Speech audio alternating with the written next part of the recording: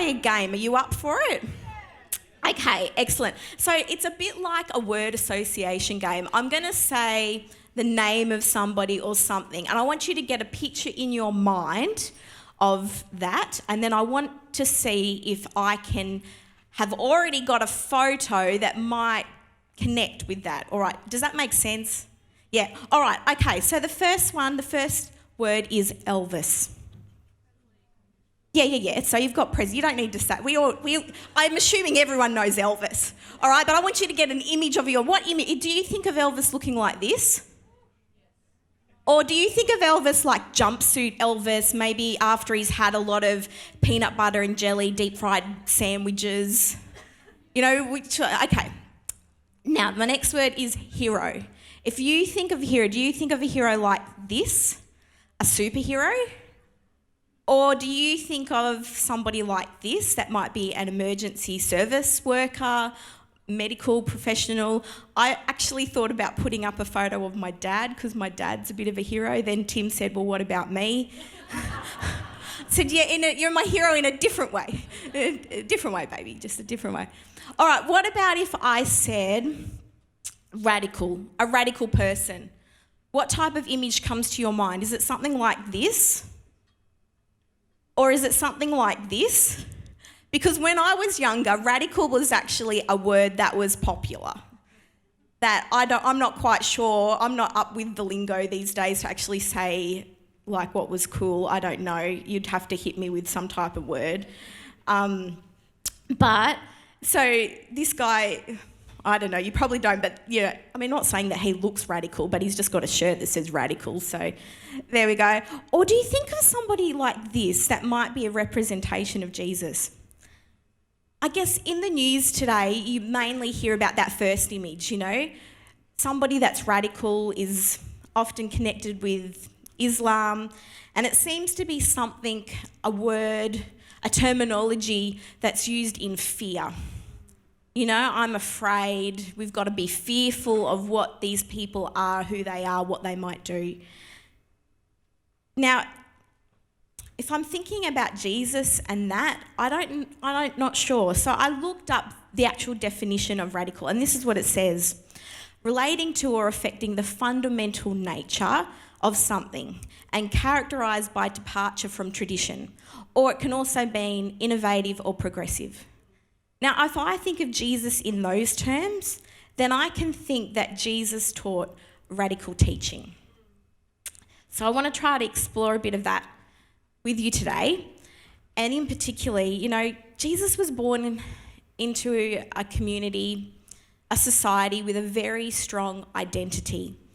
The Jewish people were under the rule of the Romans, but that didn't even stop them from identifying with who they really were. They saw themselves strongly as God's chosen people, and they'd been given this law of God, the Torah, and they had other scriptures which they really followed very closely. It was the foundations of their society, and it really impacted upon who they were and who they thought they would continue to be into the future. Now, the principal values of the Mediterranean world at that time, of Jesus' time, was about honour and shame. So obviously you wanted to be honoured and honourable, and shame is obviously something that you want to avoid. Now, honour was assigned either to a person because of who he or she had been born into the family of. So it's one of the reasons why if you look in the Gospels you will see the genealogy, because it's trying to show you how honourable Jesus' heritage, his line is. Another way is if you excelled some way socially, then you would become honourable for what you've done. But Jesus was not your ordinary first century Jewish male. Now, there are other guys around the time, teachers, that they told parables. They had very similar form and logic, structure, and even content to those that Jesus shared. But what they did is they tended to reinforce the conventional interpretation of their scripture, where Jesus regularly subverts the status quo. So if we look at Jesus' first sermon, which is found in Matthew chapter 5, so if you have your Bible or device, grab it, get it open, because that's where we'll be. And I really want to share with you how Jesus is a bit of a game changer. So it starts off with the Beatitudes. And, this is Jesus' very first sermon. And there's so much in it, so much in fact that I can't even go into it all because it would just take too long. But what I want to do is I want to pull out some examples of what I think are truly radical teachings. So Jesus starts off, as I said, with something called the Beatitudes. It might seem like a bit of an unusual word. It's not something that we would use in our day and age, but it's basically can translate as a supreme blessing. So these are the supreme blessings, and this is what Jesus said. God blesses those who are poor and realise their need for him. I'm reading from verse 3 in Matthew chapter 5. For the kingdom of heaven is theirs. God blesses those who mourn, for they will be comforted. God blesses those who are humble, for they will inherit the whole earth. God blesses those who hunger and thirst for justice, for they will be satisfied. God blesses those who are merciful, for they will be shown mercy.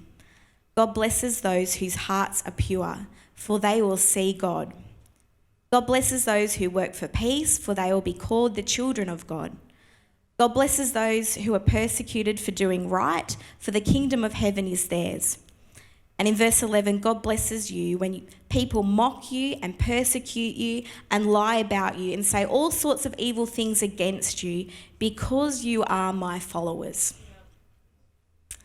Now, if we look at that list and try to pick it out, the bits that Jesus claims as blessings, I'm not sure I would want to sign up for that. Would you? Do you want to be poor? Do you want to be in mourning? Humble, that's not too bad. Peacemaker, that's not too bad. I definitely don't want to be persecuted. And when I look over that list, what I see is pain and struggle. It's not a list of things which somebody would see as being honourable. They're more connected to feelings of shame. But this is what Jesus has kicked his sermon off with. And already his teachings are going against the culture of the day. So what does this tell us? It gives us insight into what Jesus thought was important. What he honoured. So being successful or wealthy or powerful is not lifted up in this example as being a blessing. It's the ones who Jesus brings into focus are the poor, the humble, the merciful, the peacemakers, the persecuted. Jesus didn't see shame in those experiences and in those qualities or characteristics. He saw blessings. And he says the poor won't stay poor because they will inherit the kingdom of heaven. Those who mourn will be comforted. That's the blessing. People who thirst for justice will be satisfied. He turned what was perceived as weakness by others into a strength by highlighting the blessing. And it was a game changer. Jesus brought honour to those who were shamed. Now, Jesus then moves on into talking about some other things. He had these blessings as his first way of turning things around, of highlighting the people who had honour in God's eyes. And where he goes next is into describing what his followers are really like and what they should be like, and challenging them in a lot of ways. And Jesus spends a bit of time talking about different aspects of the law of Moses, because that was what was the foundation of their society. And in Matthew 5, Jesus talks about 8 different topics, ranging from adultery into seeking revenge. So he covers some really hardcore stuff. And I'm not going to go through those 8 topics, but I want to focus on 2. And the first is anger. In Matthew 5:21, it says, "You have heard that our ancestors were told, you must not murder." Okay, so he's basically quoting the 10 Commandments. If you commit murder, you are subject to judgment. So then he expands it and moves on. And this is where it gets really interesting. But I say, if you are even angry with someone, you are subject to judgment. If you call someone an idiot, you are in danger of being brought before the court. And if you curse someone, you are in danger of the fires of hell. So, if you are presenting a sacrifice at the altar in the temple and you suddenly remember that someone has something against you, leave your sacrifice there at the altar, go and be reconciled to that person, then come and offer your sacrifice to God. So Jesus has taken this law, this commandment of do not murder, and he says even if you're angry, you can be subject to judgment. So does that mean that you can never be angry? Well, I think that's a talk all in itself, but I don't think that's what Jesus is saying. Jesus himself even got angry, but he is issuing a warning there. But the point that I find most interesting is that Jesus says if you're at the temple about to offer your sacrifice and you remember someone has something against you, just stop what you're doing, go and deal with that first, and then come back. So if a person was there offering a sacrifice at the temple, it means they were seeking forgiveness for God, because that was the only reason that you would be doing that. Jesus says, put that desire and forgiveness for yourself aside, put it on hold, and go make yourself right with that other person first. If you've got to be reconciled, or if you want to be reconciled to somebody else, you have to admit there's a problem. I've played a part in it, and I'm going to do something about it. It's actually not a straightforward thing. And some things are easier to seek forgiveness on and to be forgiven than others. Now, forgiveness might be something that you've heard a lot about, depending on your upbringing. But it wasn't a thought that was common at that time. It was actually countercultural, because for the Jews, forgiveness had a very fixed place. It was at the temple, only at the temple. And if you wanted your sins to be forgiven, you had to take something there to be forgiven by God. And it was always seen to be conditional. You had to do that.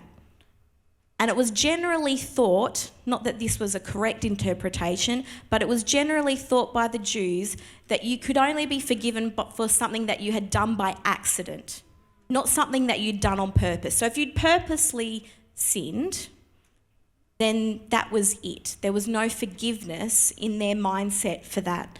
So for God to say, for Jesus to come along and say, you're going to seek forgiveness, not just from me, but from that other person. That's actually really huge. And even in Greek and Roman thought at that time, they thought forgiveness was a really odd concept. So to have this focus on forgiveness is really huge. Now, not only did Jesus challenge the people of his time, but I'd like to say that his words are still challenging today. At first Jesus is talking about murder, and, for that commandment to be there, for me it feels really easy. I feel like I could be pretty certain that I could keep that one. But he expands it to include anger. All right, I'm on shaky ground now. But he turns it around and expands it into really being about forgiveness. And forgiveness can be challenging. I recently saw a TED talk by these two people, Thordis Elver and Tom Stranger. Some of you may have seen it. It's a story, their story, of rape and reconciliation. Now, Tom was an exchange student. He's Australian. He spent some time in his high school years in Iceland, and he started up a teenage romance with Thordis. And after a school dance one night, he raped her. So I won't go, you can find the TED Talk, it's very powerful. And what they both talk about is how they both experienced shame and silence within themselves because of the rape. And they were each dealing with in internal torment, obviously in a totally different way, but they were each dealing with something very hard. After 9 years, Thordis wrote a letter to Tom, expressing all of her emotions and explaining how the rape had impacted her life. And surprisingly, Tom replied with a confession. Thordis knew when she put it out there that she might not hear anything back, that you're just putting it out into the World Wide Web. Who knows what will come back? But here he replied. And this opened up years of communication between them, difficult yet honest communication, and it brought about healing. Together they've written a book, and at the end of their TED Talk, Thordis calls for sexual violence to not only be viewed as a woman's issue, but as a human issue, which I think is really powerful. They also recognise that their story is unique. They're not saying that this is the way that everyone should deal with the circumstances that you find yourself in, but it is them sharing their experience and what they've learned from it. And it's something that I would have never expected to hear. And one of those reasons is it goes against my perceptions. I would not expect this type of reconciliation. And I think what a brave thing that they have tackled together. Forgiveness and reconciliation is challenging. And it doesn't have to be at that level, that rape. It can be other things that can be just as challenging, obviously in different ways, but just as challenging. Now, Matthew chapter 5 ends with Jesus teaching about having a love for your enemies. And this is what he said. You've heard the law that says, love your neighbour and hate your enemy. But I say, love your enemies, pray for those who persecute you, and in that way you'll be acting as true children of your Father in heaven. Oh man, love your enemies? Who says that? Yeah, Jesus did. Those people who persecute you, who bully you, who've been mean behind your back, who have stolen from you, who have made your life really difficult. Those people, love them, pray for them. And I was talking about this with Tim. I said, I actually can pray for them. I don't have a problem in doing that. But loving them, that is actually tough to do. But imagine for a moment what the world would be like if people sought true forgiveness from each other, if they desired reconciliation, and that people loved others who persecuted them. And this is where it gets even deeper, because Jesus was calling the world into a better place. Not just being blessed and knowing that something better would come into the future, but calling the world into a better place then, but also now. Trying to show how we should treat each other and what qualities and characteristics are truly honourable, it's radical. Jesus took that traditional interpretation of Scripture and he totally expanded its meaning. And in chapter 5, I've just shared the 2 things. I said there was 8. Each of them are just the same. He expands on them in ways that are incredible. Jesus definitely saw things differently to his culture. And I think that it's fair to say that he would see things differently to our culture too. It's not the wealthy, the powerful or famous who are lifted up, but the poor. Those who are blessed by God don't have an easy journey, and I think you see interpret a blessing, at least I do, as being something that would be easy. But that's not what Jesus says. They're people that have pain, but they're blessed not because of what they've done, but because of what Jesus has done. Jesus offers these people something totally different to what their world offers and what our world offers. So why would Jesus do this? Why would he come to earth and share these teachings? And you can go round and round and thinking about what it really is. In one way, he's there trying to enhance the relationships between people. He's trying to teach the importance and the value and the honour in being humble, showing mercy, seeking justice, forgiveness, and love. Those qualities help change our society. They don't only impact the person who has them, but the people that surround them. But I believe the reason Jesus taught this was not just to be radical, but to make an impact that would change their world and in turn our world too. I also believe that Jesus shared this information because he cared. He loved the people, us, you, me. He witnessed the pain and the shame, and he saw how his society was so far from what God had originally intended. And he was trying to help people focus back on what is really important, connecting people back to each other and connecting them with God. Jesus' teaching on forgiveness alone is radical.